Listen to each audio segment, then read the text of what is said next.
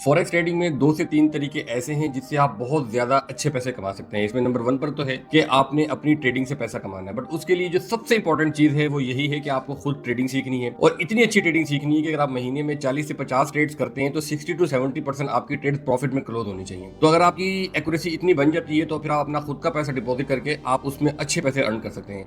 But problem ये है कि अगर आप 1000 से $2000 तक का डिपॉजिट करेंगे तो उससे फिर बहुत बड़ी अर्निंग आपको नहीं मिलेगी, क्योंकि उससे इतना अच्छा ज़्यादा प्रॉफिट नहीं होता है। लेकिन फॉरेक्स में तो लोग आते ही इसलिए हैं कि बस रातों रात अमीर होना है और जो है ना मिलियनर बनना है। तो इसीलिए अगर आपने मिलियनर बनना है तो फिर आपको कम से कम 15, 20, 40 हजार का बड़ा डिपॉजिट करना पड़ेगा। तो बड़ा डिपॉजिट करेंगे तो डेफिनेटली आप बड़े पैसे बना सकते हैं। दूसरा तरीका ये है कि आईबी से, जिसको हम लोग इंट्रोड्यूसिंग ब्रोकर भी कहते हैं, कि अगर आपके पास बहुत अच्छा नेटवर्क है, सोशल नेटवर्क अगर आपका तगड़ा है, लोग आपको बहुत जानते हैं, पहचानते हैं, तो आप ट्रेडिंग सीख कर और अपने इस नेटवर्क के अंदर ब्रोकर को इंट्रोड्यूस कराकर आप बहुत अच्छे पैसे कमा सकते हैं। आपने देखा होगा बहुत सारे आईबी जो दुबई और आगे पीछे फिर रहे होते हैं, ये लोग यकीनन आईबी से ही बहुत अच्छा पैसा कमा रहे होते हैं और उसी की वजह से लोग अच्छी लाइफस्टाइल भी जी रहे होते हैं। तो यहाँ से भी बहुत अच्छे पैसे आप अर्न कर सकते हैं। अच्छा नेटवर्क होगा तो अच्छी इनकम बनेगी। नंबर 3 ये है कि अगर आपने अच्छी ट्रेडिंग ऑलरेडी सीख ली आप, तो उसमें आप कम पैसा लगा के, यानी कि आप जैसे 100, 200 या 500 हजार डॉलर लगा करके आप फंडेड अकाउंट पर भी काम कर सकते हैं, क्योंकि 500 हजार डॉलर से आपको फंडेड अच्छा बड़ा अकाउंट मिल जाता है। और अगर आपको $1 लाख का अकाउंट मिल जाता है तो आप समझिए अगर आपने महीने का 10% भी अगर आपने बनाया है तो दैट मीन्स कि आपने $10,000 बनाए हैं। तो ये भी एक अच्छा पैसा है और आप इसी तरीके से